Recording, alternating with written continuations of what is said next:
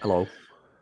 We're live, yes. This is the Masculine Geek Rogue Christmas because here on the East Coast, the best coast of the United States, here in New Jersey, it is officially Christmas Day.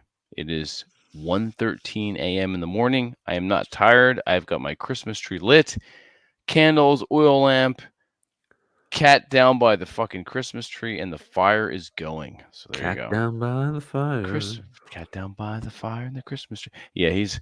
I woke up last Saturday and he had shat and puked all over the place.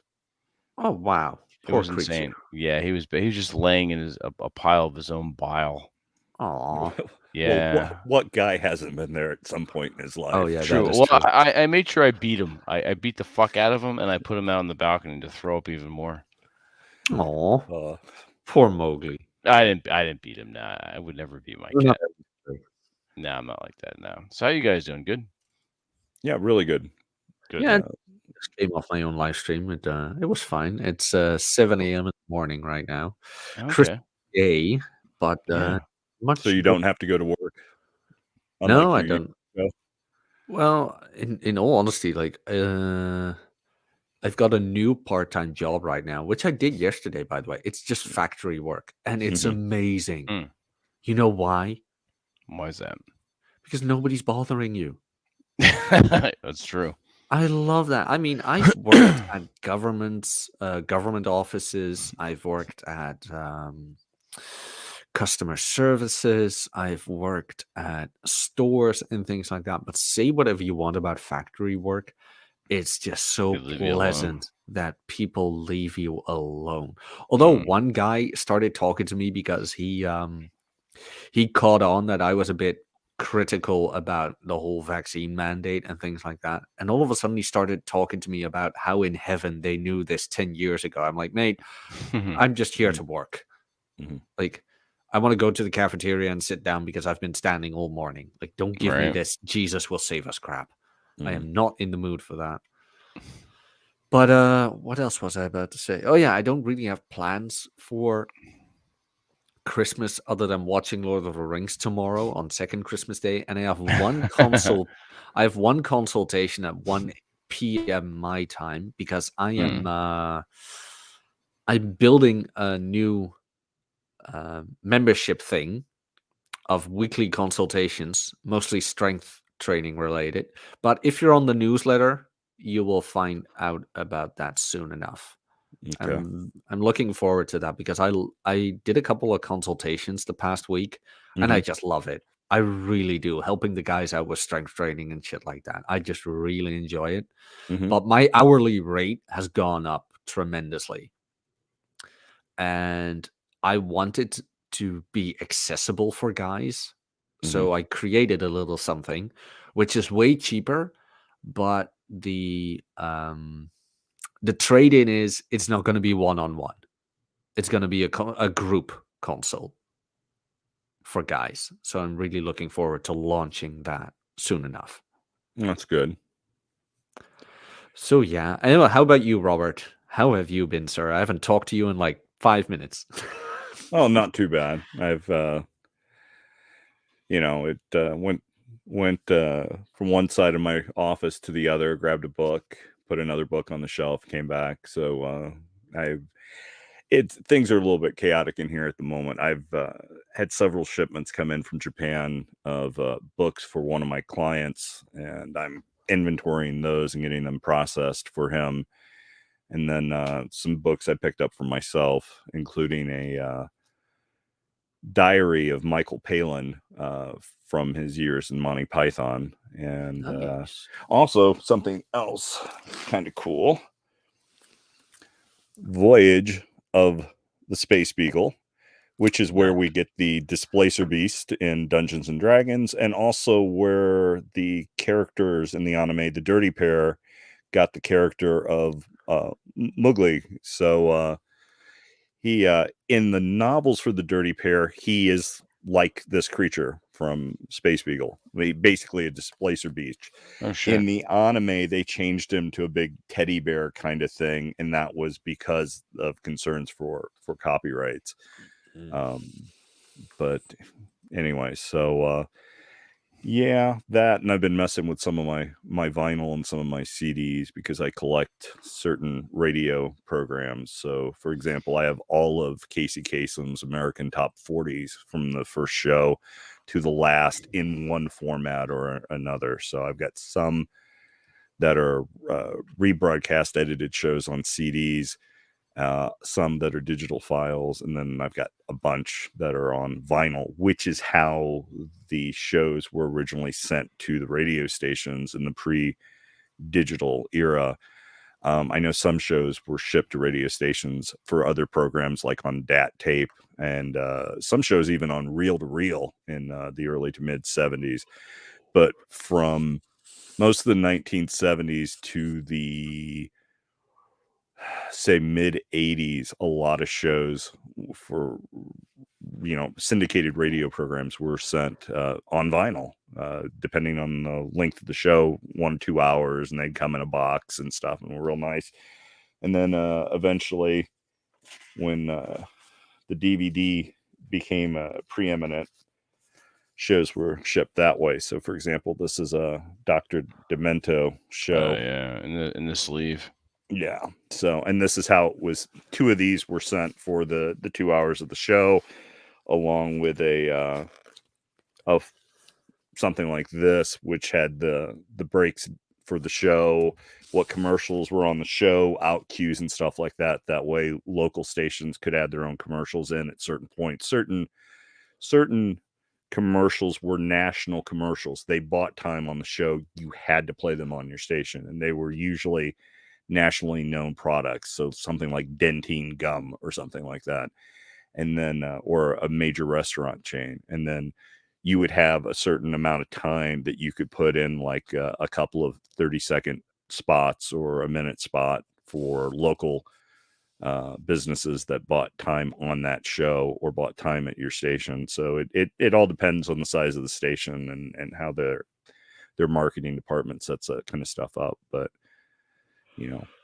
that was fun stuff. And of course, certain stations had certain shows that did live commercials, but usually not for the syndicated stuff. The syndicated stuff, you had all that pre-recorded on a cart, which kind of looks like an 8-track cassette that you put in a cart player and hit the buttons on the board, and everything goes off like clockwork. So fun stuff. But there were certain programs, at least at the station I worked at, that had live commercials. So for a couple of shows, like one of the sports talk shows and things like that. So you'd have to, read the spot, which is fine. I enjoy doing that. So for all the best in home supplies, be sure to stop at, whatever, Nice. and then just do it. So how long were you in broadcasting?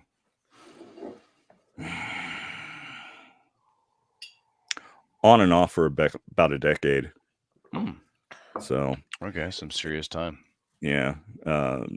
It varied what I did at what place. I often made more money on production than I did actually running a board or working a shift, but that's okay. Most guys who do radio because they love radio. The joke in radio was everyone who worked in radio was not fit to work anywhere else but by themselves, locked in a room playing music, because they just weren't fit for the rest of human society. So they went into radio. It's like the equivalent of being locked in your mother's basement.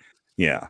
So, which of course is how a lot of radio stations are now. So, I mean, even the bigger corporate rock stations and stuff that do have air talent. I mean, the Hanks and the Jacks and those stations usually have no one talking on them, or they might have one person that talks periodically, and that's usually a program director who actually does bits in certain points throughout the broadcast day. But shows that actually have supposedly live DJs, local stations, the DJs are often broadcasting from a studio office, not too dissimilar from mine, although instead of having books for soundproofing, they actually have stuff up like Rolo does for his show when he does it. Yeah. And they'll do it there, and they will do the thing, and that was the Immigrant Song off Led Zeppelin 3 here in your whatever, and do the whole thing. And that's and that's what they do, and they just do those intros and stuff. Sometimes they're playing music, sometimes they just know I've got this much time to talk between this song, so I outro this song and then I talk up this song, and then it's a really different world. And sadly, some of those guys make a little bit money because while they may be the DJ in your local station, they may even live there in town. They are on all the classic rock radio stations that Clear Channel owns, or Clone Radio. We play the songs that sound more like anyone else than Yeah. anyone else. Clone. Yeah. Clone.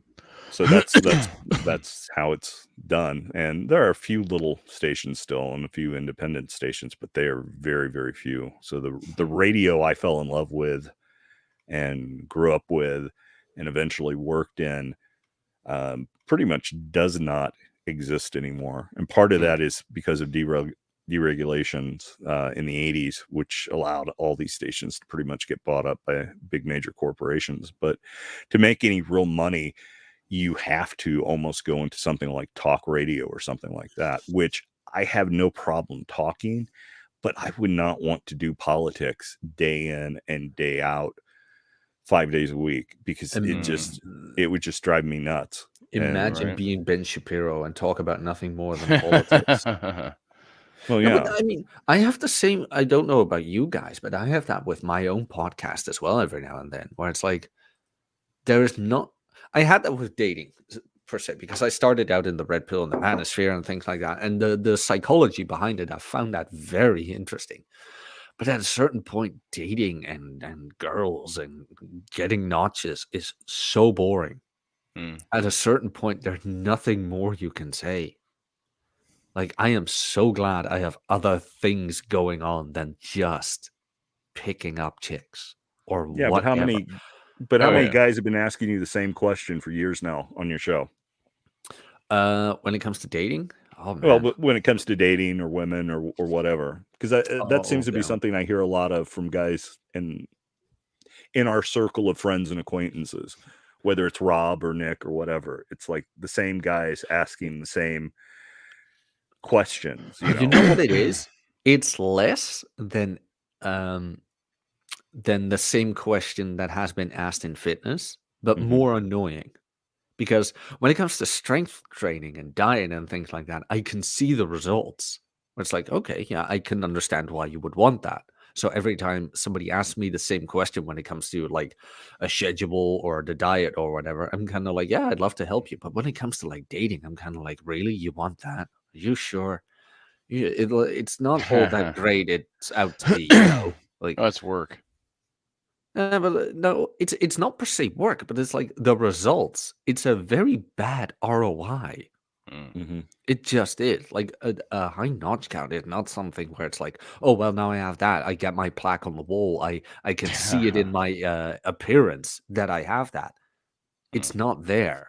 It's like it is such a empty thing to chase. In all honesty, like I would agree that you have to do it for the experience, like you know what you're doing. But after a certain point, it becomes nothing more than empty bragging rights. So even with my own stuff, I tend to stay away from it more. Where it's like, yeah, I don't mean to sound black pill, but the juice ain't worth the squeeze when it comes to that. No, it's the thing is, there's nothing wrong with doing that and pursuing that if it's not the end all be all, the only pursuit you have in your life. Vince says it all the time. It's a part of your life. It's an accessory to your life. It is something that adds flavor and spice to your life. If you go without it, you're fine because you've got 12 other different things you're doing, whatever those 12 things might be. They might be getting together with your close friends and having a cigar and having a Manhattan or an old fashioned and hanging out for an hour after work. It may be getting together every week with your buddies to play D&D. It could be countless things. It could be going to a model train convention. I got laid at the model train convention. Woohoo! Nice. But guess what? If I didn't get laid at the model train convention, I picked up this really rare 1960s It doesn't matter. HO Exactly. scale. Yeah. Yeah. What is Because that it's the brand again spice from for your model life. trains? It's not the end all be HO all of your scale. life. No, Yeah. no, no. What's that brand again? Model train brand. Tyco. No. Well, Tyco is a very old brand that's been around for a while. My dad has a couple of them. God, what's it called again? Is it a European brand? I think it is. Probably. We wouldn't know because we're not as sophisticated as Jack. Yeah. We're not as continental. Daryl, Matt, what's up, guys? Dante, if you're still there. Good to see you guys in the chat. I know Merry it's Christmas, late. guys in the chat. Yeah, Merry Christmas. It's late or early, as the case may be. On the East Coast, it is 1:28 a.m. Eastern time. So there you go. Jack is like way ahead of us. He's already up, and the sun is up where Jack is. Marklin. Is it Marklin? Marklin? I've never heard of it. Yeah, that's it. What scale is it? Let's see. I have no idea actually. I can send you the link in the Yeah, please do. My dad has a couple of these. I should show off my trains. All right, let me. Every man needs a hobby. Absolutely. All right, let me go over here and I'll share. The classics since 1935. 1 to 87 scale. Oh, okay. Cool. Like, I remember when I had my greedy little hands on them as a kid, but those are cast iron. Heavy as hell. Oh, look nice. Nice. Yeah. Oh, that shit. Yeah. Someone posted a picture on Twitter of their grandfather sitting down, like blowing a train. I saw that. He was blowing the train whistle. Yeah. Yeah. Did he not look happy? He looked like he was in his glory.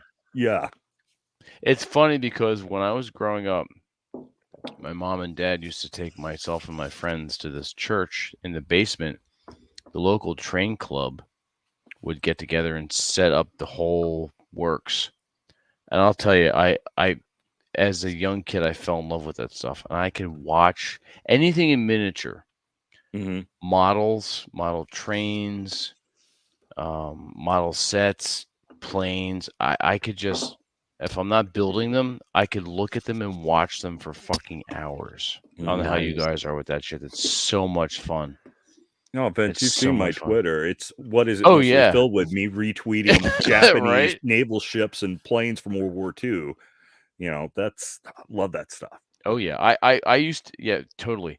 I used to paint the D&D lead miniatures back in the late 80s, early 90s. And I just started getting my equipment back and getting back into painting. So I'll be showing some models soon. By the way, Vince, check Twitter. I'm gonna ask you something personal, and if you don't want to answer that, that's fine. But I'm very curious. Sure. Is it in the DMs? Yeah, it's in the DMs right now. All right. I'm just very curious. Oh, what's that? BattleTech. Nice. That is what. These were a Barnes and Noble exclusive. Oh, cool. Dragoons Assault Star BattleTech minis for the new game, and I just picked these up a couple days ago. That's awesome. So I've got a bunch of BattleTech minis that I've got to paint. So that ought to be a show some Wednesday night when you don't have something better scheduled. We can all hang out and have a fireside chat while we paint miniatures or something. We can't. No, I would that action. I would totally love to paint miniatures. All of us, just like have we're talking and then the camera's down on what we're painting. That would be fucking badass. I like it, Robert. Oh, let's do it. Let's totally do it. Matt, I'll probably be doing some mummification tomorrow when my main girl comes over, and I may or may not post some video. We'll see. It maybe that just the fact that you mentioned it, maybe I'll go ahead and post some shit. Yeah. The Washington Post opinion: the puzzle of Joe Biden's unpopularity. Oh wow, what a puzzle! I haven't gotten your chat. Where did you send it to? The Dennis Malone or the Masculine Geek? I don't see shit. Then refresh it. I just sent it. Jesus Christ! No, there's nothing. Oh, hang on a second. Okay, okay, Boomer.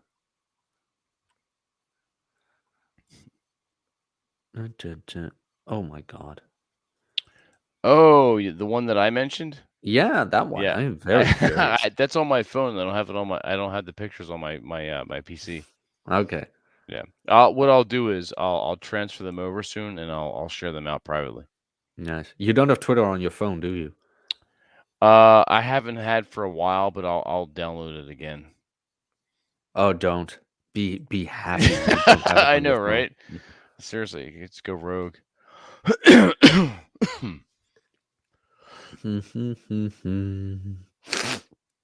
Yeah, the 20-year-old is blonde with large tits. Really? Yeah, Nice. Oh, and she's got a cute voice too, she does. Yeah. especially when she's calling him daddy. Okay, but That is okay, just- but that is the best. You want to But- talk about presenting receipts? Right. Vince presents the receipts. but do. how is her waist? Her waist is not bad. She's got a good waist to bust ratio.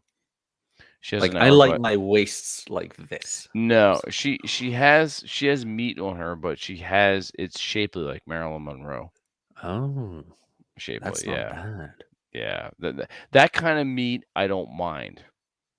A little bit No, little bit in all extra, honesty, that's fine. I am not a big guy on meat.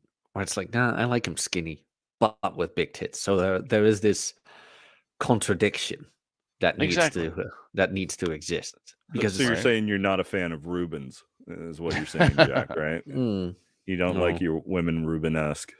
no, I mean I truly like a model skinny, but with big tits. Are you and saying you that like is him built rare. like a 12-year-old boy? Skinny, No, or- Jesus no, Christ. No, ew, no.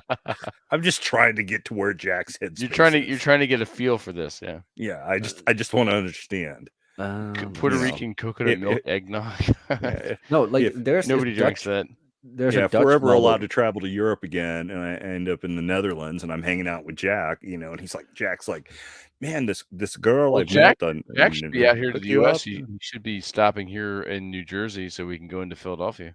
Yeah, Yeah, I will be in the States April, May. I think in June.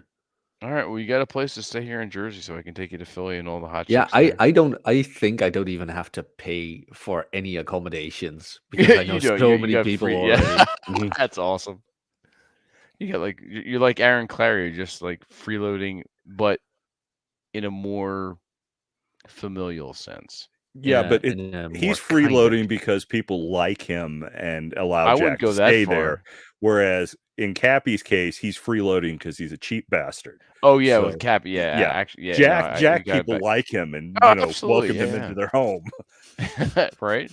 Yeah, Cappy didn't even come on my show. I am Oh, now fuck disappointed for the rest of my life.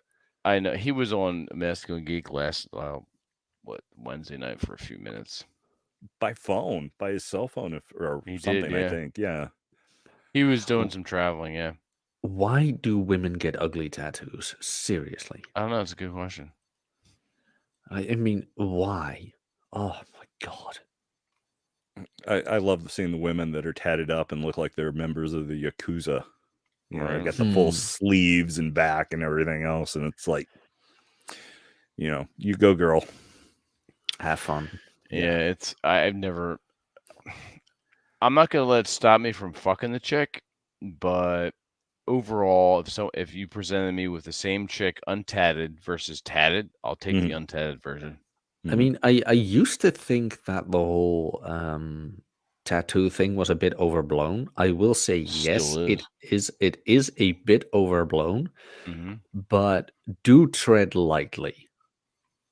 Just tread lightly because Mm-hmm. there is something behind the surface. There is something going on. Well, when I grew up, the only people that had tats were guys who were either in the military or prison. Bikers. Yeah, well, most bikers were in prison or in the military or both. So, Right. yeah, I mean, but that's it. Those It were meant something. it exactly. Yeah. I got this when I crossed the equator for the first time in the Navy. I got this when I did this. It was a status symbol amongst men who did something or had some kind of achievement. Hey, Andrew, And- your mom's a loser. Shut up. Keep going, Robert. But whereas now it's the hipster douchebag thing to do, and Yeah, I it's just trendy. It's trendy. yeah, I've thought about getting tattoos at various times in my life, and the biggest reason I haven't, and this will sound weird because I am long years from being out of the military, and I was not a hardcore, snake eating warrior. I was a technician when I was in the service, but to me, a tattoo was just another way they could identify me or identify my corpse. And I just didn't want to go there. I didn't want to make it easy for someone, which is a weird way to think when you're, a gunner on a Huey gunship, a door gunner, or, basically a crew chief, which is what my occupation was supposed to be. Although I did almost everything but work on aircraft, just because of fate making my life interesting. But no, I was just a technician, and but that's just the thing in my head. It's like, if I had this tattoo, then they can identify who I am and where I'm from, and I'm just not going to go there. So there you have it. I have one. I'm thinking about getting another one, but it's kind of like, nah, just don't. One is fine. Is it a heart that says mommy? Oh God, no. I love mom. I love mom. Oh my God, you wanna hear something horrible? Sure. Like, yeah, I'll open up a bit, and this is absolutely horrible to say, but somebody asked me once, like, "Don't you want to get a tattoo to remember your mom?" And the only thing I could think of was the beer brand she was addicted to. It's like, that's the only Oh, thing. damn. Yeah, I know. That's a bit of dark humor there as well, but I was like, what the hell should I get a tattoo for to remember that? Seriously, that has been carved into my mind more than enough. I don't need a tattoo to remember that. Seriously, that's true. I just saw my mom earlier this evening. As a matter of fact, her and my two aunts, her sisters. But yeah, I have a weird relationship with my mother as well. Nothing quite that extreme, or as it is with Vince. And I'm not going to go into that because Vince has talked about it, and if he wants to, he can. But I have definitely had my issues with my mom. She and I definitely come at life from two different perspectives and have two different, a hammer is hard. If it hits you on the hand, it will hurt. That is reality. That is my way of seeing things. And my mom is very much into the mystic, magical, mumbo jumbo feelings, or, feels before reals kind of stuff. And had a week or so ago met her and her current boyfriend for lunch with my youngest. He of course loves grandma. All the grandkids love grandma, but that's because they don't realize, they think grandma's being bat crap crazy is funny and cool and enjoyable, and it's not like that when you're one of her children. But anyway, I was looking through something on my phone to show her, and she looked at a couple other pictures, and there was a picture of my biological father that my sibling that shares that father with had sent me, of him when he was a young man. And my mom saw that, and her eyes got really large, and she's like, "Oh, no wonder your sisters about had a heart attack when they met you for the first time," which was, in this case, those sisters when they were in their 40s. So I walked into the office of one of my sisters, the sister that is, she was born in December of 67, and I was born in May of 68. So that's all the difference there is between the two of us. I walk into her office, and she just stopped because it was like she was seeing a ghost. And after talking to her, she's like, "You look so much like Dad." And it's like, we had, I had different glasses at the time, but I had the same aviator style glasses as him. I was dressed similarly to him. My mannerisms were similar to him. My voice and tonal inflections and stuff were similar to him. And she's like, recognized me immediately, even though she had no idea up until that point in time that she existed. But then again, I didn't know she existed for the first 40 years of my life either, Oh. because my mom didn't think it was important that I knew that. Yeah. But I know the medical history of the man who raised me, even though it's absolutely not applicable to me and of no use to me whatsoever. But women. Yeah. Christmas, everybody. Christmas. Merry Christmas. Like, Merry Christmas. that is the only thing I don't like about the holidays. It's like the people you have in your life who haven't got their shit in order will find a way to fuck up everything for the rest of your life. Like, I think all of us can remember a Christmas where that one person who should have just gotten their act together blew everything out of proportion. And you will carry that memory for the rest of your life. That's always during Christmas or whatever holiday. They find a way. Here's a holiday memory that I'm going to share. This is from Thanksgiving. My maternal grandmother is sitting at the dinner table for Thanksgiving. We're all laughing and talking and whatever, milling about, getting more food. And out of nowhere, my maternal grandmother goes, "Why do they call it a blow job? You don't blow it, you suck it. Shouldn't it be a suck job?" So, happy Thanksgiving from That's Castle actually pretty Kuzlin. funny. Yeah, it is. But that was my dingy grandmother, my dingy Macedonian grandmother, who actually is kind of lucky to be my grandmother, because thanks to the progressive politics and the eugenics movement of the early 1900s, Indiana, in its infinite wisdom, because the state always knows best, decided that children of indigent peoples, criminals, and the like, when taken into the custody of the state, should be sterilized so that they don't breed, because that is what is best for the state.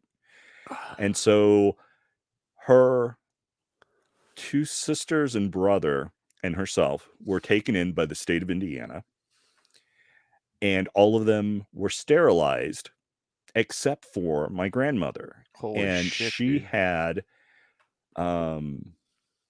scarlet fever or some illness at the time, that rheumatic fever, maybe something like that they thought that she wasn't going to live anyway, and if she did, she'd probably be sterilized. So they didn't sterilize her, they did sterilize her siblings.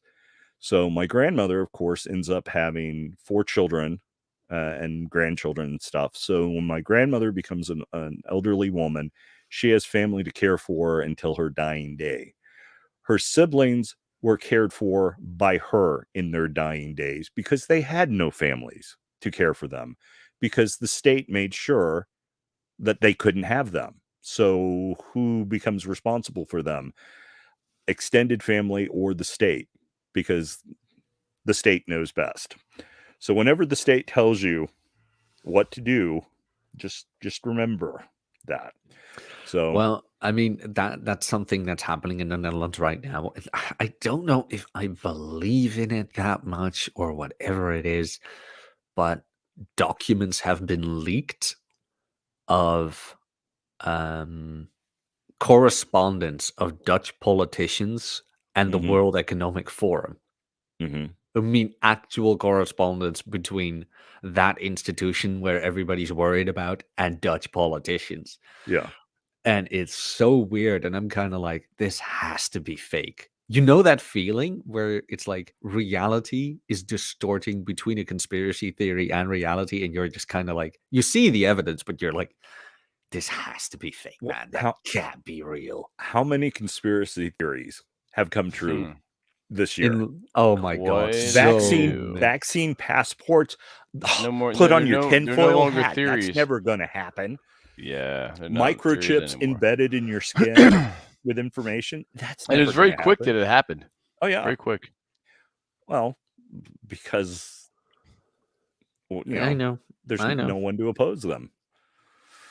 I mean, but if you see the documents, they actually admit where it's like, well, at 2050, we're going to have so many people and the world can't handle that. So, blah, blah, blah, blah, blah, blah, blah. And it's like, holy shit, Klaus Schwab is Thanos, a budget, uglier, older version of Thanos. Right. It's like- and because what was it? The world will not have sufficient means to provide for the population. Therefore, That's there. bullshit. Yeah, I mean that argument has been debunked That's so been many that, times. well, that argument's been around for 100 years. Yeah, Mhm. Crazy. but they now have actual documents of correspondence between that organization and Dutch politicians, and I'm sitting here like, holy shit, a vasectomy doesn't actually sound that bad right now. It's like, right? Jesus. it's weird right now. It's weird because I tended to stay away a bit from that whole Klaus Schwab thing, but it's Mhm. like, Yeah. Are you Turned out guys to be on? Are right. you guys locked down again? Yeah, we are locked down again. Oh, And Jesus the Christ. reason has been known for a while now. They admitted it to this as well. They wanted to have the 2G system where you can only enter non-essential stores with your QR code. Really? Yeah, but there wasn't enough support for that in the in Parliament. So what they did was, okay, you know what? Okay, we're not going to do that. We don't have enough support. Then the Omicron variant came, or the Unicron, or Oh, whatever. the head cold. Mhm. Yeah, which turned out to be less lethal and whatever. But Parliament all of a sudden was like, oh no, new variant, we have to go on lockdown. And 2 days later, they said, well, if we can't have the 2G system enforced, we're just going to have a lockdown. So they're strong arming the opposition. Jesus. And all of a sudden, the one party in Parliament they needed for a majority to get the 2G system in changed their mind all of a sudden. Like, oh, you know what? 2G doesn't sound that bad. It's like, you motherfuckers. The thing is, if you have read 48 Laws of Power, which you should, all of this becomes so transparent. Because what they're doing is, I believe that's Law 48, never reform too quickly.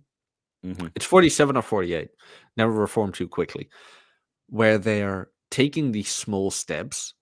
You already know where it's gonna end, but they can't straight out of the gate do that. They're lubing Yeah. the people in, kind of thing. Mm. But since I am surprised how few people have actually read the 48 Laws of Power, Not in many. like the Yeah. normies and conformies. Is Switzerland the only European country that still has their guns? Oh, that's a good question. No idea. No idea. The only European country that has to be Eastern Europe. Has to be. No idea. Can somebody Google that? I mean, I would not be surprised if Poles and Czechs and stuff might still, but Yeah, but Ye- even Poland. I mean, everybody keeps yelling Poland is also based Mhm. because Poland has Yes and now. no. Well, they say Poland has determined the Polish law is above European law. Oh yeah. But the thing is, Poland gets 30 million in subsidies every year from the European Union. So even though they decided that Polish law is above European law, behind the scenes, all kinds of shit is going on where they focus more on LGBTQ representation. And, well, maybe Polish law is above European law, but so you can see them already straying away from that more and more Mhm. because money is involved. Money is involved. And say whatever you want. I mean, I truly believe capitalism is the best system in the world. Pretty I truly much. do. An Good to open see you, market, by the way, yeah. Sean Simone. I haven't seen him in a while. Oh yeah, LaRose, John Simone LaRose. No, I haven't seen him in a while. Good to see him. But where was I? Oh yeah. Capitalism is the greatest system in the world, but it has also the biggest flaws because of capitalism, you can get the wrong people in the wrong places as well. Yeah, that's true. Because that's what you're seeing right now. Big pharma, things like that. because of capitalism. Mhm. So, But yeah. some of that isn't actually capitalism, it's cronyism. And whenever there's cronyism, it's government there's a huge cannot be difference. in bed with business. It just can't. Exactly. That's Well, when you get corporatism. Trying to divorce those two things, especially the last 100 years, and Oh, that's yeah. something that Teddy Roosevelt had a problem with, and I Mhm. agree. But the monopolies and the government, the corporations and the government in bed with each other, as you said, that's not going away No. No, because absolutely they're not. essentially they're so entwined right now to Mhm. try to forcibly extricate them. It'd be complete chaos.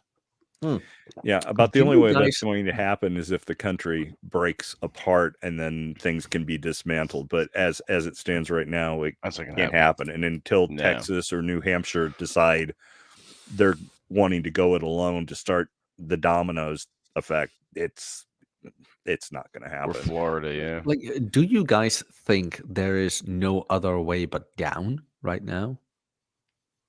Like when you Well, look at technology, when you look at government intertwined with corporations, like we have corporatism right now. What we have is not capitalism. Oh, we're living in Rollerball.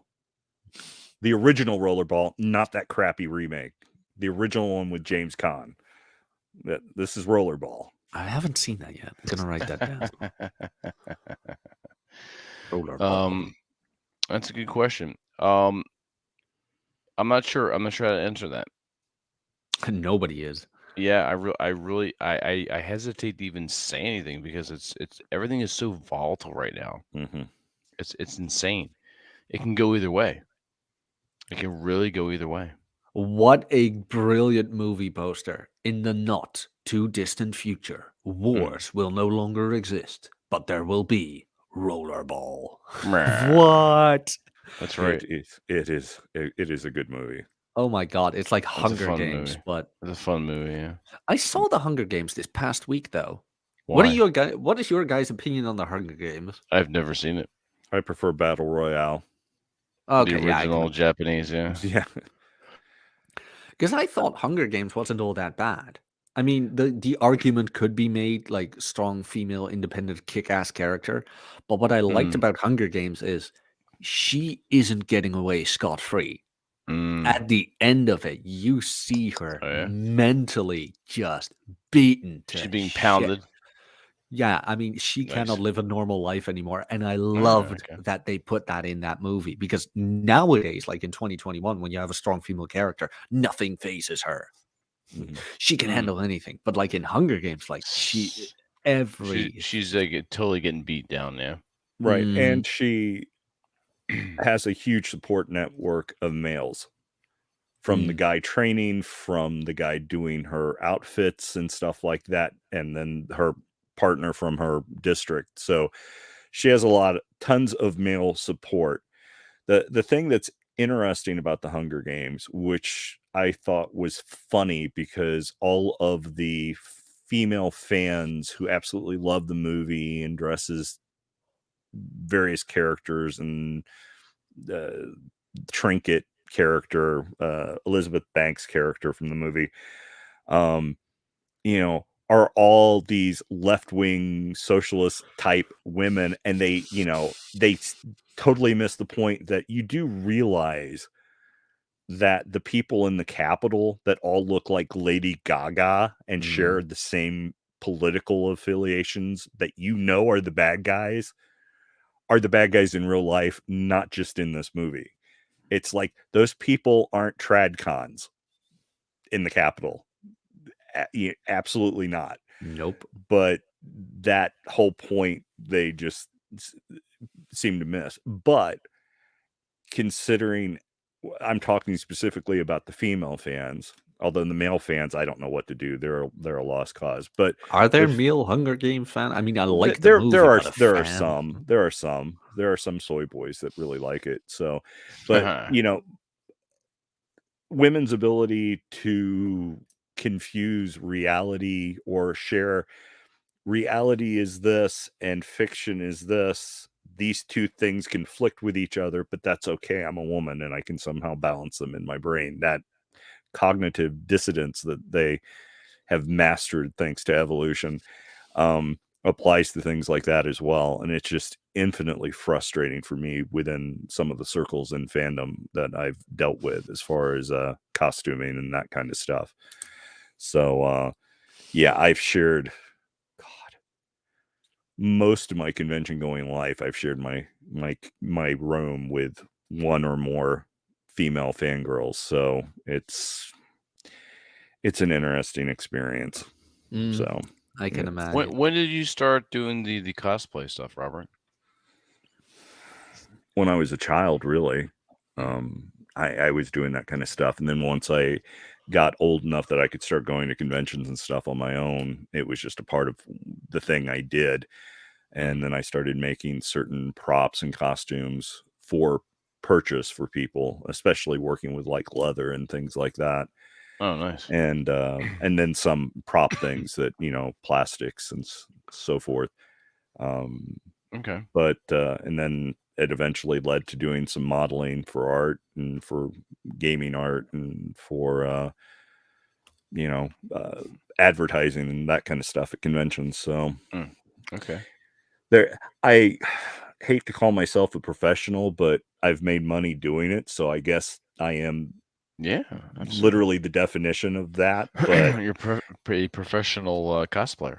But I'm not some cute redhead who dresses in red sun armor, and and the thing is that they are always going to get way more views. It's so funny within that community how there are some guys who are truly gifted artists in their making of their costume, and they will almost get they are the only ones that can come close to getting the number of hits, likes, whatever, that a girl with a store-bought costume, and what's funny is how many of those, like Yaya Han, who turned that into a profession and bought herself a new pair of tits along the way, and become a market in themselves. And the thing is, it's like, good for them. I mean, just because I'm not giving them money doesn't mean I'm going to stop some other guy from giving them money or other girl from giving them money. And if, who am I to shit on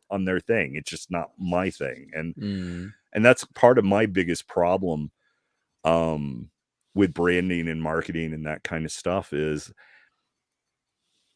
I have certain standards that and principles that I just won't compromise. And sadly, sometimes that keeps me from making more money than I could if I just plunged in and did stuff all out. It's like the stuff I do on YouTube. I'll post some stuff from my video games and they might stay, but any of the live streams I do and I play music or whatever, I delete, partially because of the copyright strikes on the music, but mostly just because,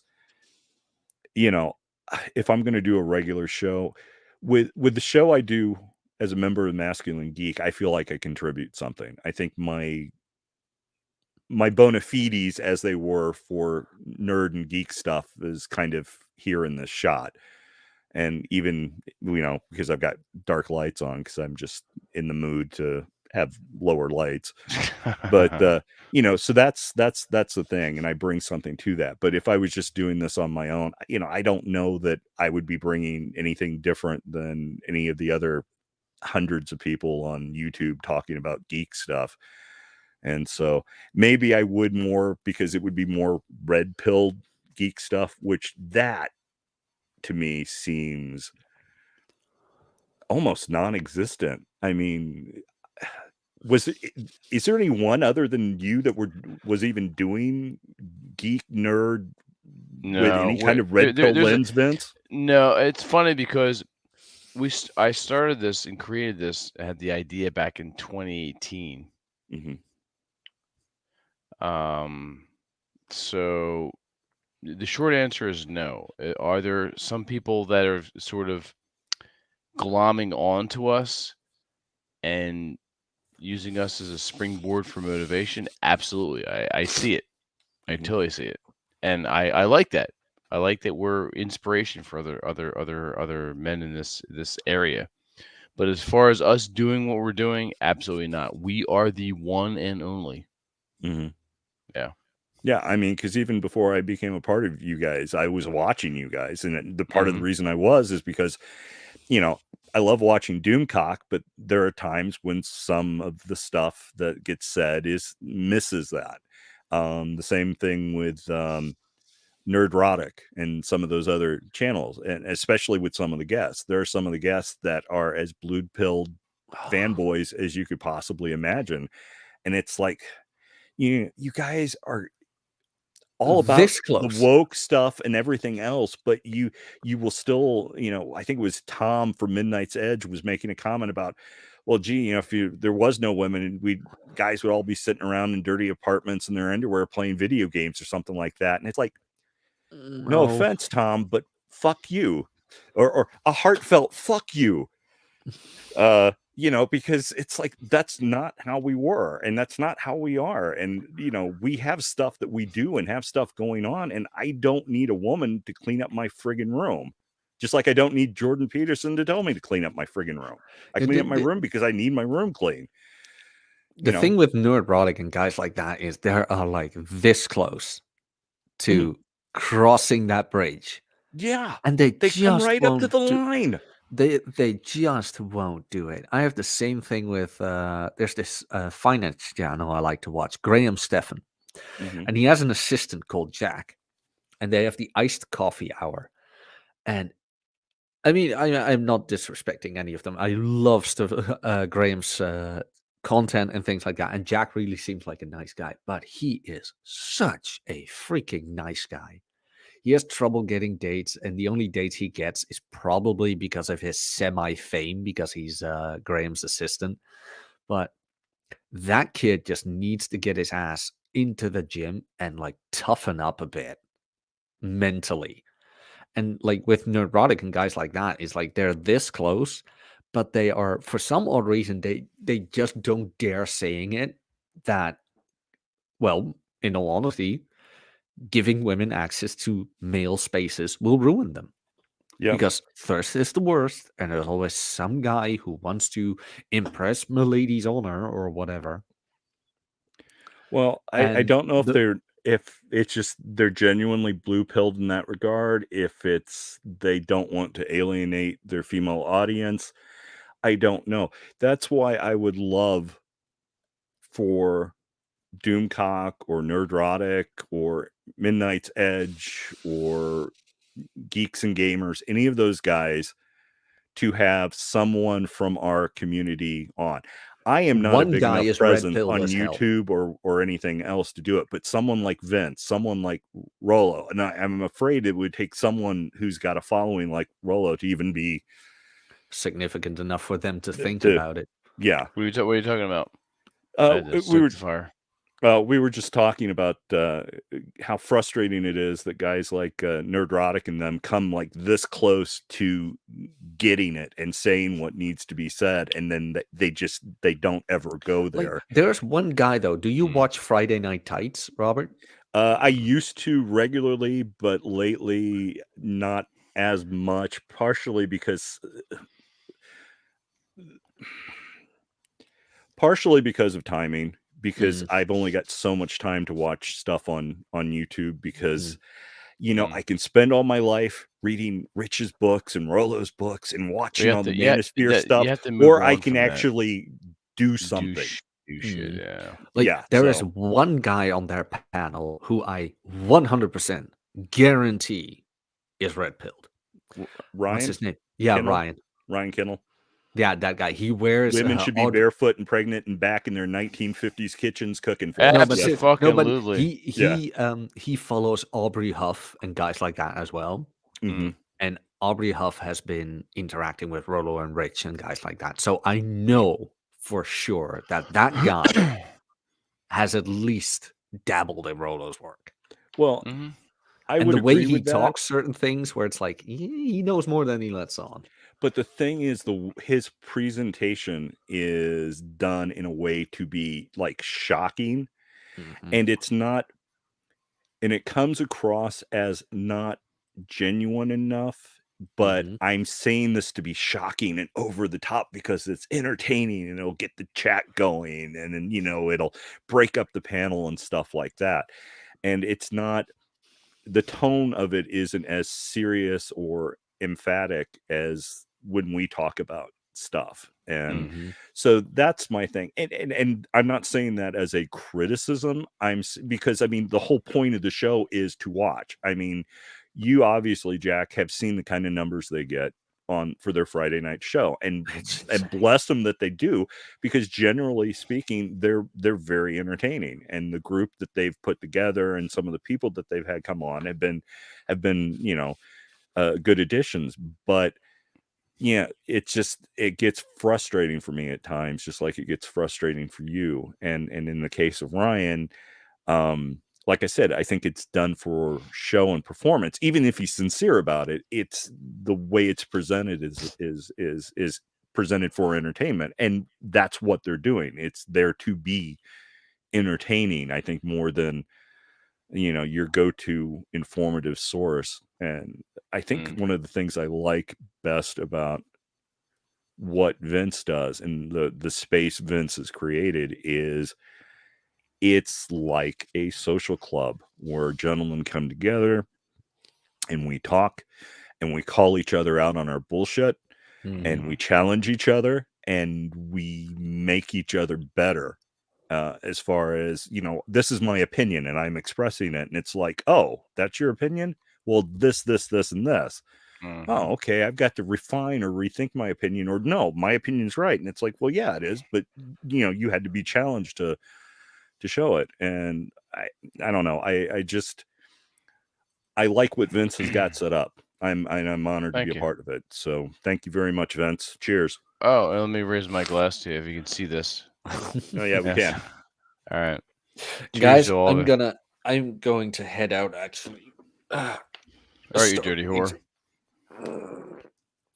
Start my day, start Christmas, things like that. It's been an absolute pleasure talking to you guys. Oh, always, Jack. Always, Jack. Welcome. You're always welcome on Masculine Geek. You know that. I know.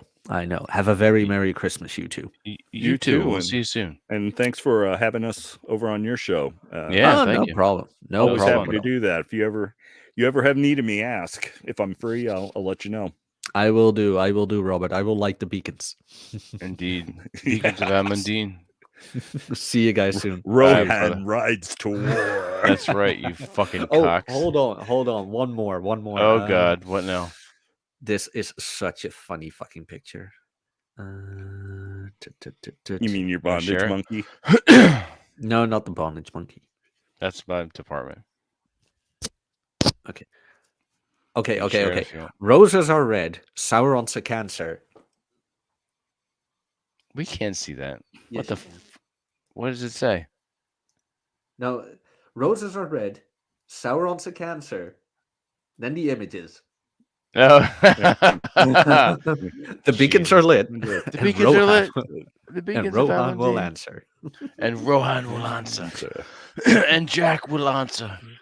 And maybe go fuck yourselves. You son of a bitch. Merry Christmas, Jack. Enjoy your Christmas and your second Christmas and your breakfast and your second breakfast and all the joy you have there in Hobbiton, known as the Netherlands.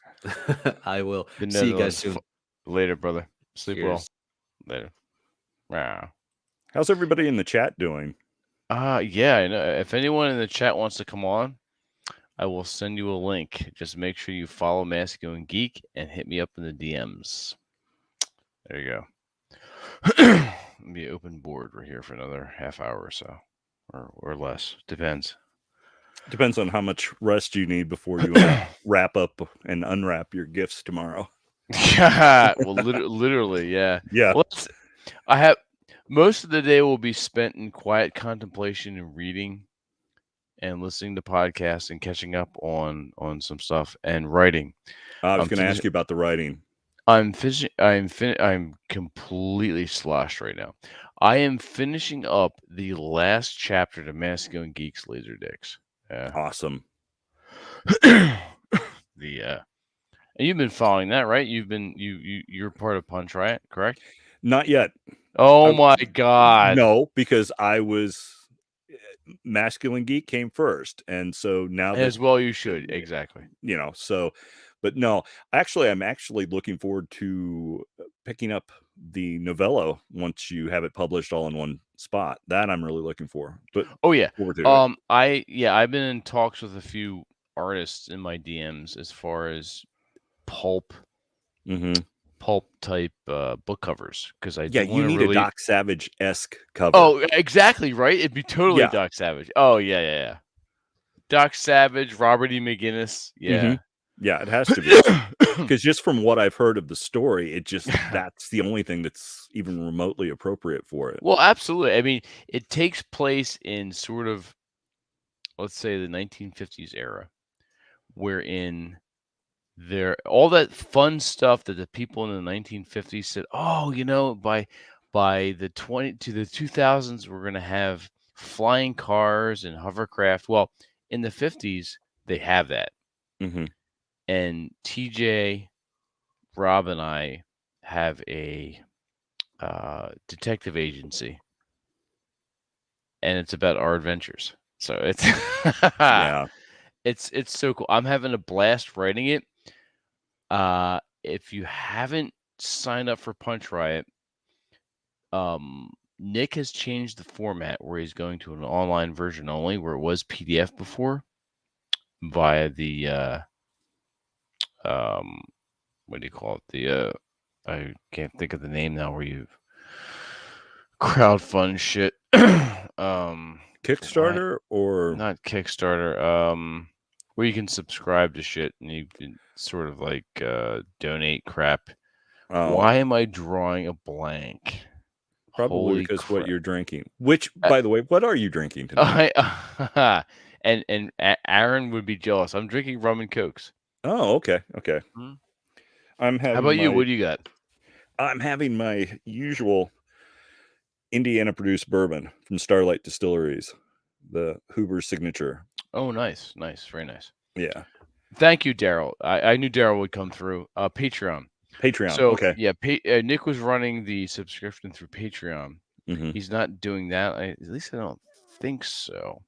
Okay. However, the final installment of Mask Going Geek, as far as the digital version, will take place on Punch Riot in some fashion. OnlyFans. If you want to see Nick's on his butthole, then you go over to OnlyFans. So Mask Going Geek will be released probably within February or March of the upcoming year. And that will be both in digital format and paperback copy. Good. And I already have ideas for the second book. So yeah, the final chapter is going to be fairly extensive, because it's like meeting the final boss. So I thought you said you were worried that it might be either too long or might have to be in 2 parts or something. It might be. Well, the issue I have is that my OCD is coming to the fore here. The final chapter right now stands, what I'm working on now, is chapter 10. If it bleeds over into too many words, then I would say, well, it's chapter 11. But chapter 11 is an odd number to have for a book, right? Right. It's really strange. So I would have to create a little bit more, stretch it out to chapter 12. Well, could you do like some kind of a postscript or something after that could technically be chapter 12, but it's just a page of like. It's funny you say a that. Return to the Office or something. Exactly. I was thinking that today. I'm like, well, I could probably do chapter 12. I could split up the final fight, the massive firefight with Slope, for chapter 10 and 11. And then chapter 12 will be just like this closure denouement, where it's just like 1 or 2 pages. No, so you're correct. Yeah, I could probably do that. Okay. And aren't you also working on a second Tesla and Malone? Oh, that's done. Okay. Yeah, that's finished. And I keep I've already paid him, my book cover designer. I've already paid him his 50% up front. Right. That was back in September. Okay. It's now December. So working with artists that are perfectionists, It's a pain in the fucking ass. I have to I'm going to give him the benefit of the doubt. I'm going to let him finish out Christmas and New Year's and be like, look, dude, I paid you. You're perfect for the job, but I need you to actually do the job. Gotcha. Exactly. So actually, looking forward to first time I meet you, I'm going to have you sign my copy because I did buy it. Thank you. I did buy a copy of the book. So, and please do a review when you can.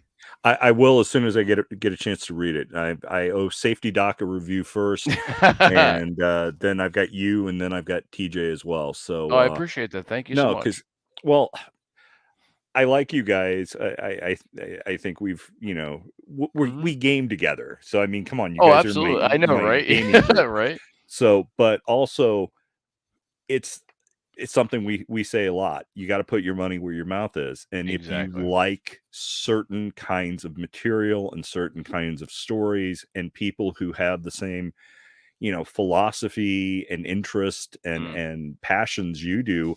You've got to support those kind of artists. And I'm a big proponent of doing that. One of the things that pissed me off are all the kids that are like, oh yeah, I'm a huge manga fan. I've read all of that. And it's like, really? You've got that much manga?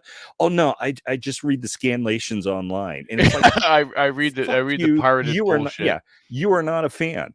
If you were a fan, you would be paying that artist. You would be paying the writer. And it's like, so it's a big issue with me. So no, I completely understand and agree with you. It's totally correct. Yes. Yeah. So, but no, that's cool. But conceptually, I liked the idea of Tesla Malone. So I was kind of intrigued by that. And of course, TJ's written a couple things that I thought sounded kind of intriguing as well, genre wise. Oh, I've read them all. Yeah, they're good. But the laser dicks, that just has me. The Manosphere is a gay bar. And Aaron Clary runs it, yes.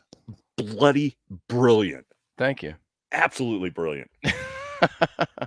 That's the first time that term's been used that I approve of it. I approve of this use of the Manosphere because I hate that term. I know. I hate a lot of the terms within our community. The problem is you have these amorphous abstract ideas. And we as human beings like to conceptualize these ideas and we give them names.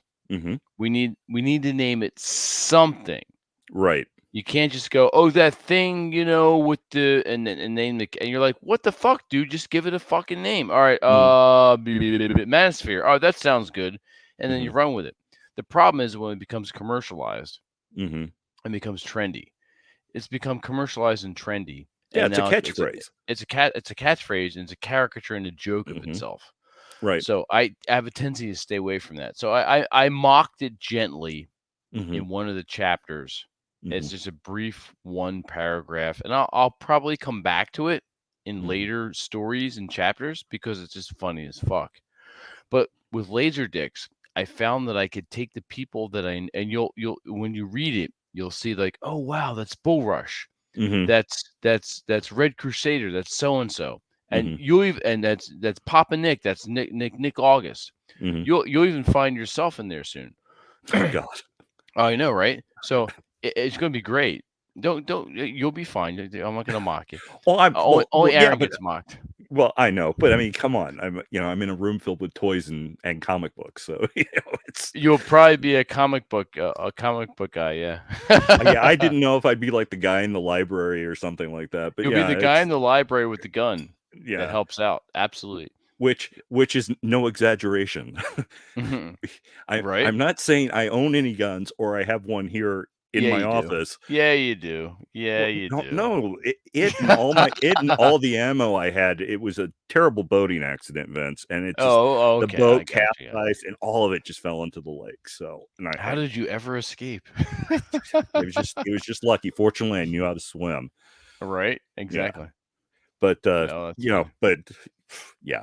So no, I just everything about that is just yeah, the whole red pill. Well, I mean, my God, the new Matrix movie, the whole premise of that is reclaiming I haven't seen it either. I'm not going to pay for that crap. Right. I do want to see Kingsman though. Yeah, that has me Right? interested. The Northman trailer with the Oh, yeah, Viking has yeah, me really yeah. interested.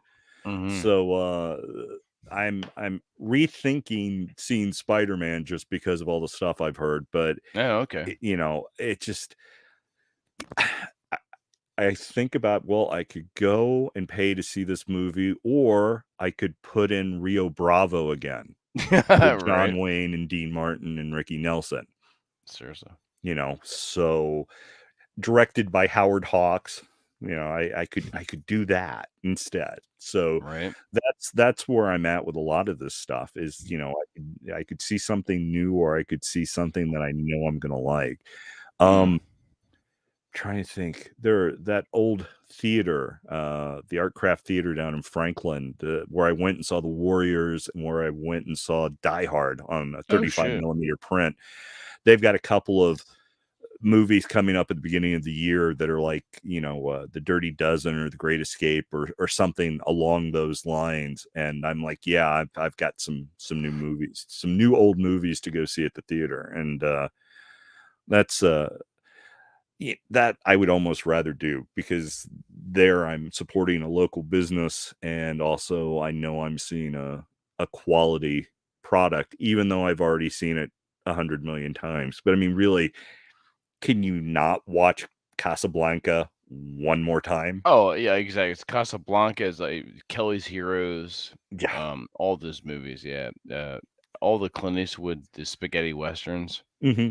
The Good, the Bad, and the Ugly. Oh, yeah. For a few dollars more, Hang 'em High. Absolutely. Oh, yeah. Yeah. So, and that's almost what I'd rather do. I mean, the time I have left in life is limited as it is. Tell me about it. So I would rather be picky about what I choose. That's why I don't just drink any cheap crap. If I'm going to drink, I want to drink something that at least has some quality and integrity to it, and I enjoy it. If I'm going to be drinking with people, I don't necessarily want to be drinking with a bunch of asshats and strangers. I would rather be drinking in the company of friends or colleagues and Masculine Geek, comrades yeah. in arms and stuff like Exactly. that. So, to cheers to all the masculine geeks joining us tonight. Cheers. And cheers to the man that founded the Masculine Geeks to begin with. Thank you. The founder of our feast. Yeah, right. Thank you, Robert. I appreciate that. And to get back to the D&D, the convention stuff, the American Tabletop Gaming Society that TJ and I originally now we're live. You're putting this out publicly, and that's fine, because it's actually going. Hang on a second while I cough. I'm dying over here. I don't mind, because with it probably tomorrow or Monday, it'll go live as far as like the actual page and the information. Okay. That will be a fraternal society wherein we have conventions once a year in different states, in different locations. It'll be members only. We'll have to know you, or someone will have to vouch for you, like a fraternity, like, hey, like a pledge, like the old English men's clubs of yore, where they would have to vouch for your character in order for you to join, and then there would be a vote, like, okay, we're going to allow this person in. That's what this is going to be. The Masculine Geek, the American Tabletop Gamer Society, the ATGS.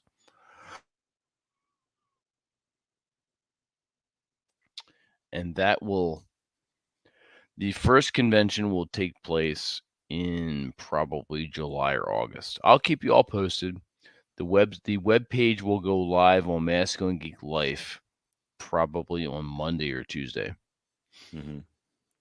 I have most of the content. TJ and I have written most of the content for that, and the perks and what you'll get and everything. So stay tuned. All right.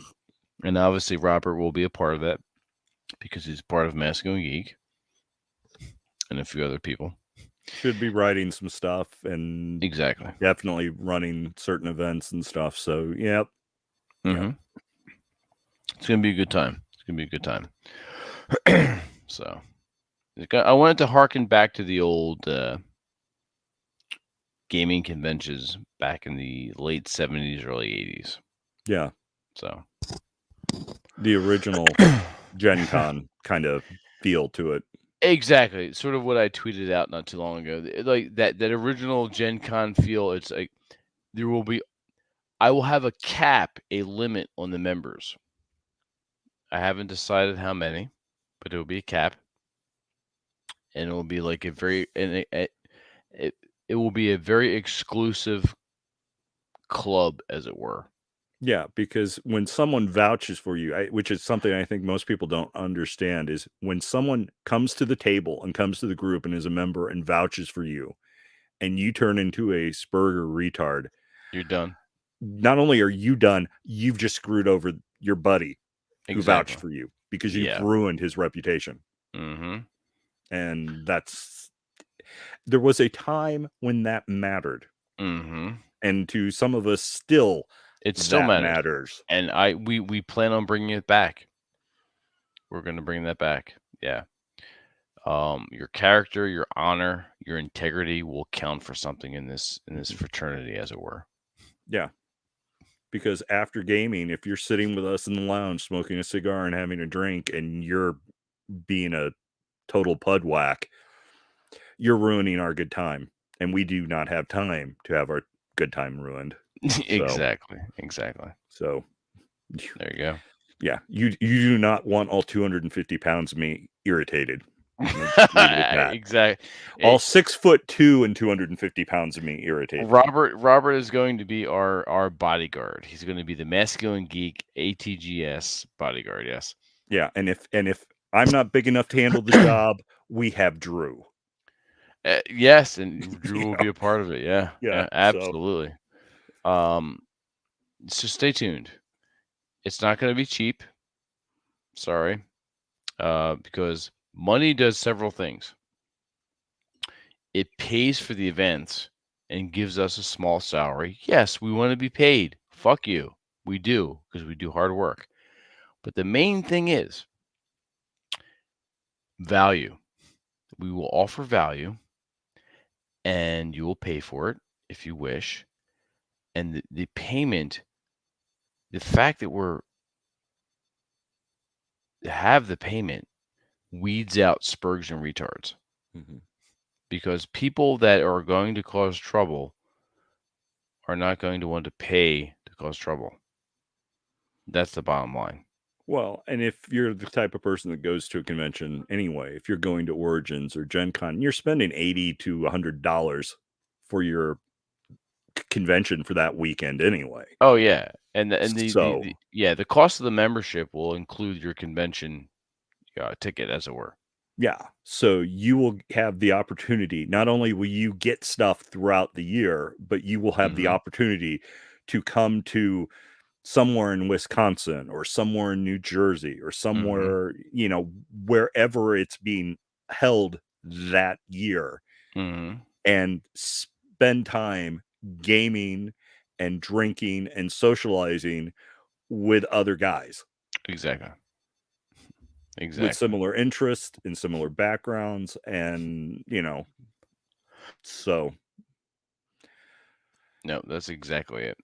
Yeah. And part of the membership will include a newsletter, a printed newsletter, harkening back to the old the TSR RPGA Association, where they had their Polyhedron newsine. We're going to recreate that sort of means of communication, and it will be mailed to you in the mail. 24, 48-page newsletter full of updates and adventures and game reviews and movie reviews and all kinds of cool shit that when you were younger, you appreciated and hung on to. Because part of being Masculine Geek is not letting the awe and wonder of life leave you. And part of the awe and wonder of life you had as a kid, especially when you were gaming, whether it was video games or tabletop games or board games. You had that awe and wonder, and we're going to bring that back. I want to bring that back. So yes.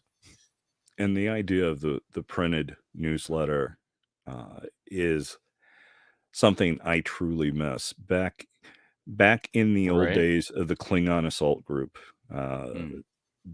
there was a newsletter that was published called the Mind Scanner. It's still published. It's published online. It's color, lots of pages. It's really nice online. But the black and white, it was literally printed on a sheet of paper, black and white like this, so regular standard size folded in half to make the pamphlet, several pages. But every time you went out to the mailbox and opened it up and there was a new one in the mailbox, was like, oh, your day's made. There's just something magical about having I was about to say there's something completely magical about that, yeah. in the mailbox.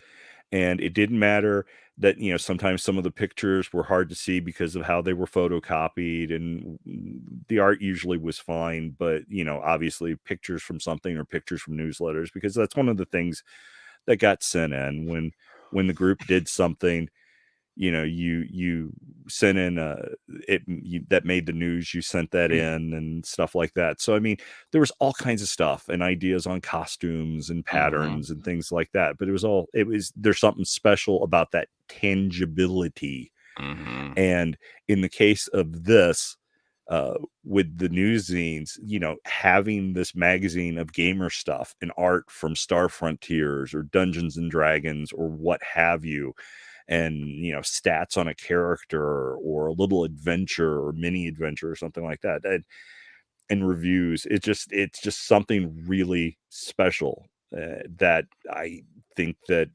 reading something online you just lose. The idea that you can take this, go into your office or to your recliner or your favorite chair, pour yourself a drink, sit down, tell the women and kids in your life to shut the fuck up, and open this up and sit there and just read it and enjoy it. And it's like, oh, I can't wait till such and such month comes around to get together with these guys in Wisconsin or in New Jersey or whatever. And it's Exactly. yeah. Pennsylvania, yeah, Ohio, yeah. It's gonna be good. Every year, the first year will be it's secret for the moment. That will be released to the members that join.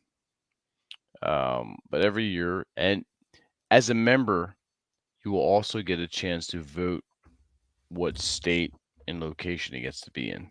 So that's part of the deal. There'll be a membership certificate, your membership card, everything, all that good stuff that you remember as a kid. If obviously remember as a kid if you actually partook in this kind of stuff. Yeah. Yeah. So but yeah, I'm looking forward to setting it up and continuing with it. So what you're saying is you've got a lot of irons in the fire for 2022. I really do. It's pretty exhausting when I think about it, but it has to be done. But that's awesome. That means you're doing the work. You're not just talking about this stuff on YouTube. You're actually doing something about it. Correct. That's the thing is putting those things into practice, putting those things into play, and making the move. Yeah, because it's not easy. None of us is saying it's easy. None of us has ever. Rolo's never said it was easy. Right. Rich has never said it was easy. Ryan doesn't say it's easy. We don't say it's easy. No. And depending on what it is, it's bloody well hard. Correct. Especially right now with state and local governments acting oh my god ridiculously. But the thing is, you got to do it. You got to at least try. Totally worth it. Yeah. Yeah. And guess what? If you do it, chances are you probably will get the chicks. So that's how you'll get the girls. You can get the girls by accident, just by doing your own thing. Oh yeah. It's funny because when you're doing your own thing, you have this aura about you. It's an aura of mastery and confidence and purpose that women are drawn to. Guys don't realize the effect that a confident, well-spoken, driven man has on the everyday woman. It doesn't matter what she looks like or how old she is. They don't understand the effect that they have on them. Mm-hmm. And by doing these things, it's like you just turn around, you're like, oh wow, oh, she's interested in me. Okay, I'm gonna go talk to her. I'm gonna bring her into my world. Mm-hmm. That's the thing. While you're busy taking care of your purpose, your hobbies, your job, and you're doing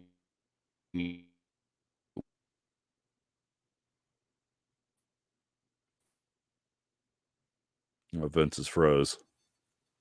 I'm here. Okay, there you are. That was weird. Yeah. Yeah, while you're doing these things with gusto and love, that women are drawn to that like a moth to a flame. Mm-hmm. Yeah. So yeah, but the more passion you have for the things in your life, the more that passion draws them in. And that's the thing. You cannot bring a woman into your world if you've not created your world. Correct. You can't. Yeah. How can you do it? Yeah. If you have nothing there for a woman to actually grab onto or admire and to respect, then yeah, you're done. You're absolutely done. Glitch 30 seconds after you said government. Yeah, I know, right? The government's looking at it. It's totally the fucking FBI. Those fuckers. Yeah. Notice how all those FBI agents that show up at things dressed like Aaron Clary? Have you noticed that? I mean, is that just me? No, it's true. They do. They do. It's funny because I love busting on Aaron, but I've met Aaron in real life. Mm-hmm. Yes. And I've hung out with him on numerous occasions, and he's exactly how he portrays himself online. There's no subterfuge. It's actually him. That's so funny. Like although when it he sounds played, like he needs to pay Rob and I to come out and like do the electricity and the drywall and finish his house. I know, right? Shit. Gosh. When he was playing D&D with us, he was playing a thief called Sled. Yeah, I remember. Remember Sled? Yeah. Sled is Aaron in real life.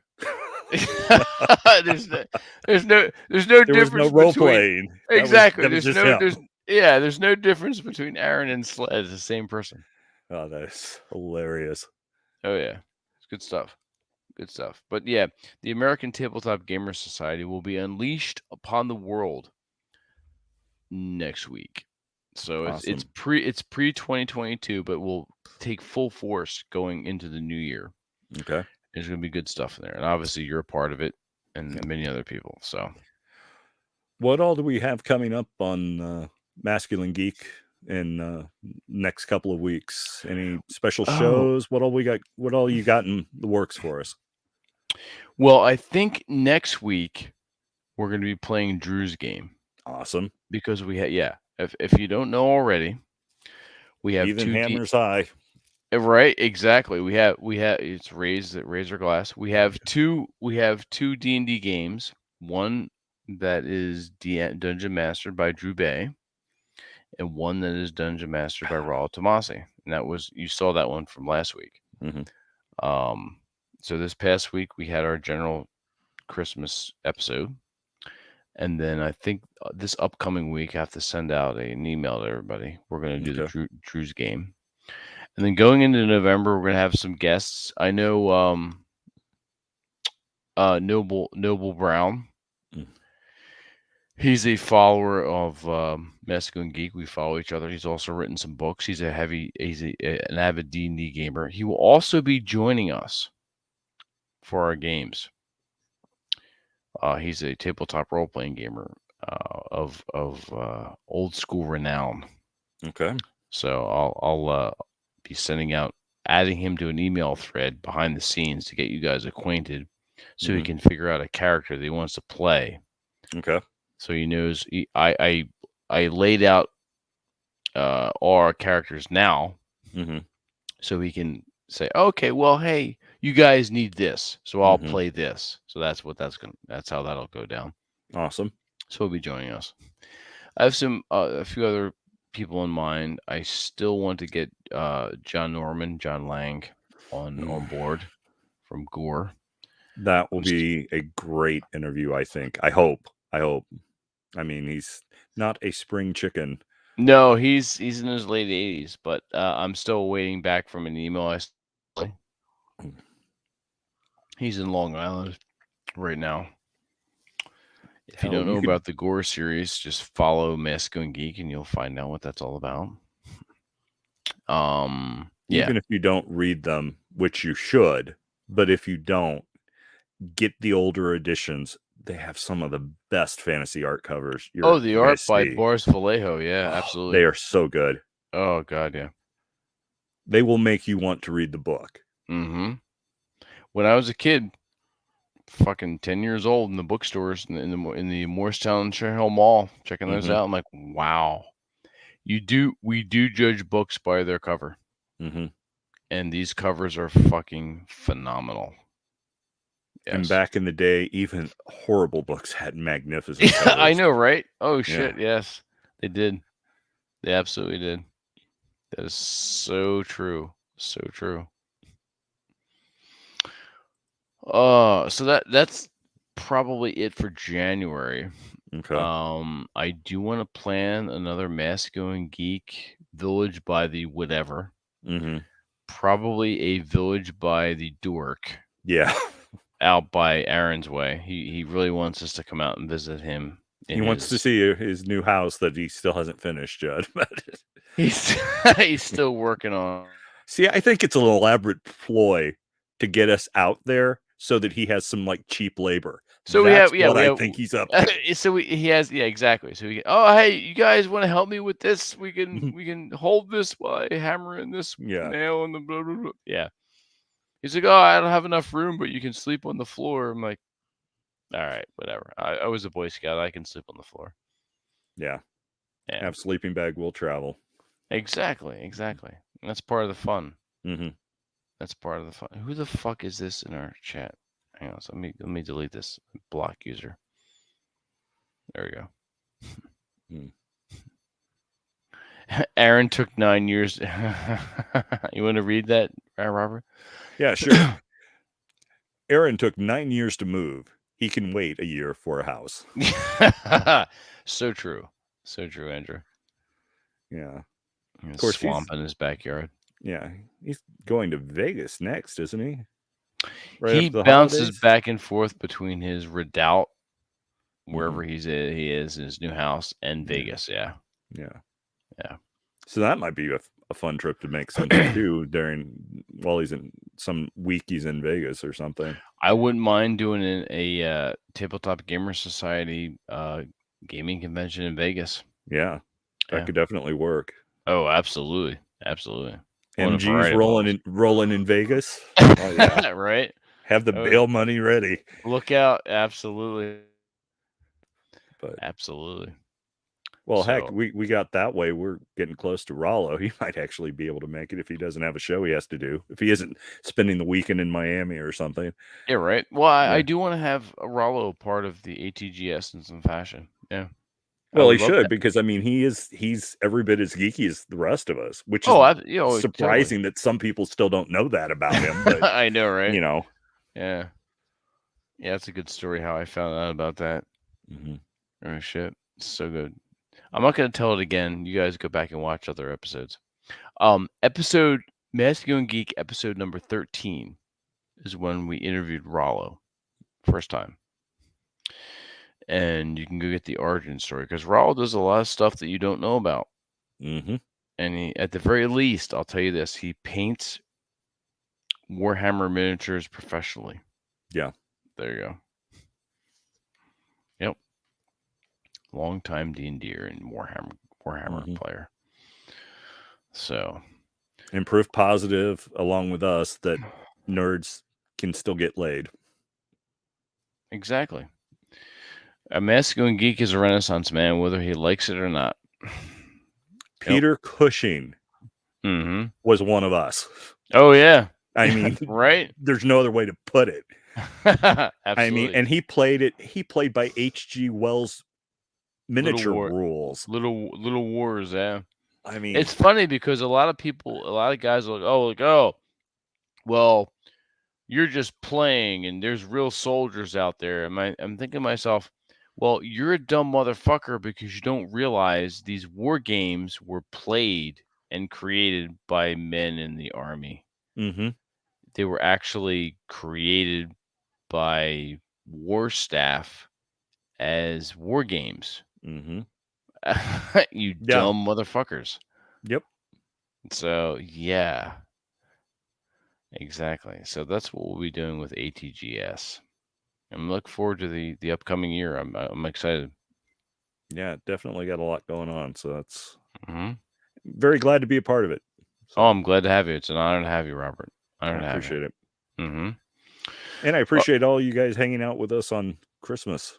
Merry Yeah, Christmas, seriously. everybody. Yeah, Merry Christmas to you in the chat. Everyone watching now and watching later, we appreciate you spending your time with Masculine Geek. We got 6 people in the chat right now. Oh, that's awesome. Yeah. Especially considering the time of night and I what night know it is. So it's almost 3 a.m. on Christmas morning. yeah. We have 1 on Twitch. We have 6 on YouTube, and how many we have on Twitter? I have no idea. I have to check. Hang on, let me take a look. We have no one watching on Twitter right now. That's fine. Yeah. They can watch later. Yes, Merry Christmas, everyone. It's good to see you all in the chat. Everyone who's a part of MasculineGeek.life. We have our Zoom Fortress meeting coming up this Sunday, which will be, well, really tomorrow at 2 p.m. If you are not part of MasculineGeek.life, if you want to know what it's about, head over to MasculineGeek.life. Robert, you want to explain what Masculine Geek Life is about? Masculine Geek Life, if I can say it right. I have had quite a bit of bourbon this evening. Right. Is basically a gentleman's club, a social club for men of a certain Renaissance interest in various things.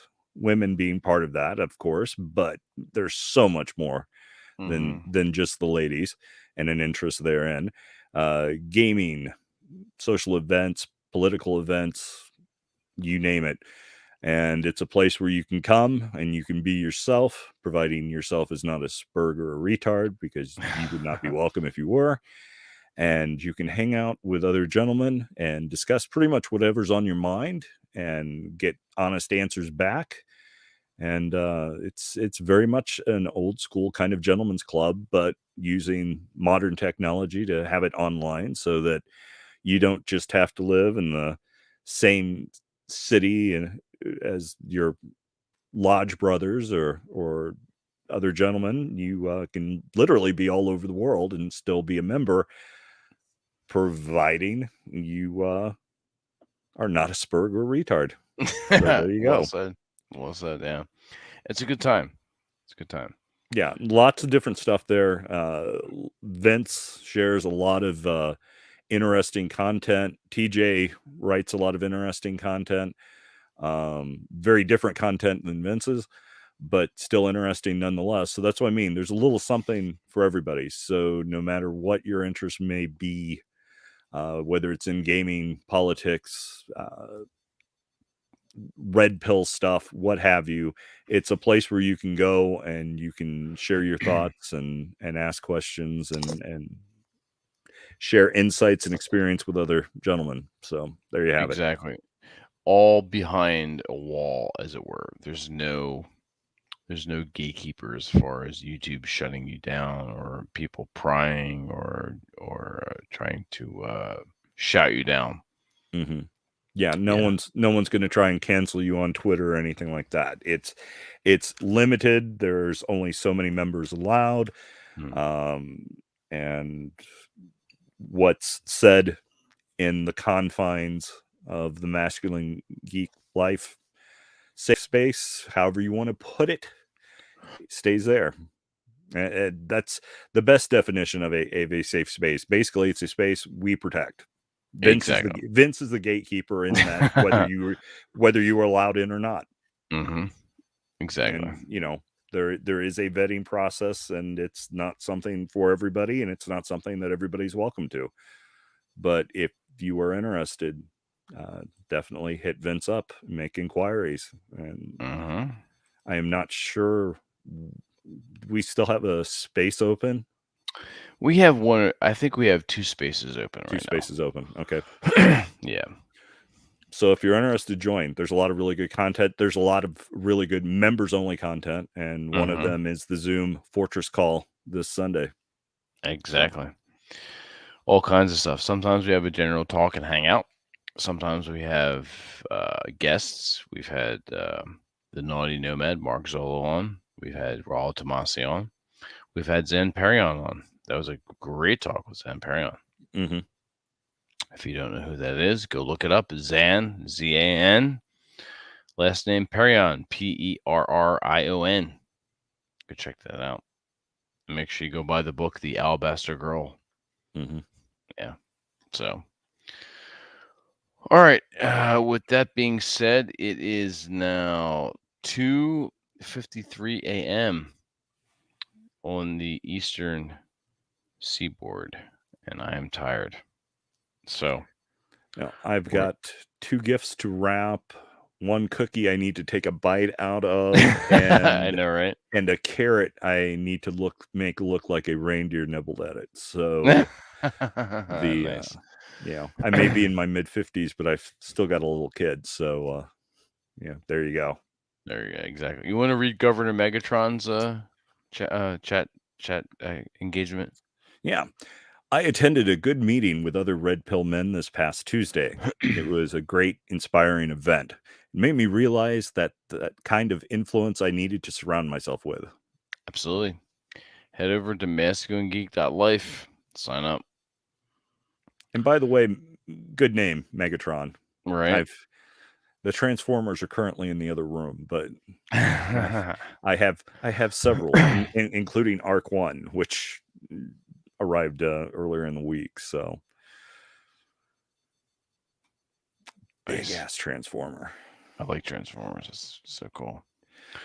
All right, everyone. I want to say Merry Christmas to everyone in the chat, everyone who will be watching and listening to us later. And most likely this upcoming Wednesday on our broadcast will be Drew Bay's dungeon mastering of the latest campaign that he's running. So there you go. If you like Vikings and mayhem, tune in. Right? It's good stuff.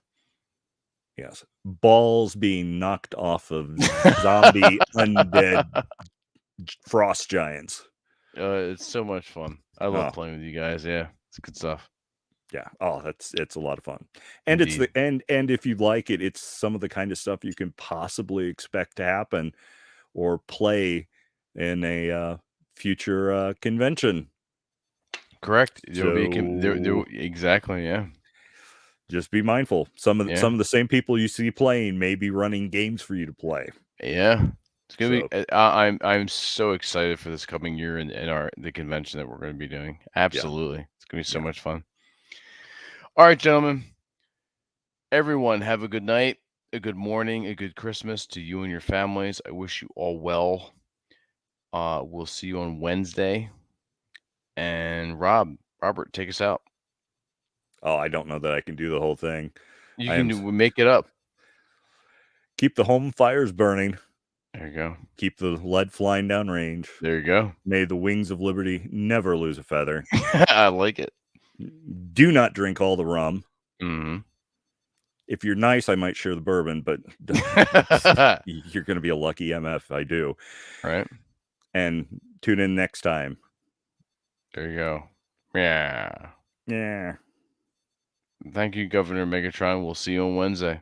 Yeah. Merry Christmas again, everybody. Indeed. Merry Christmas.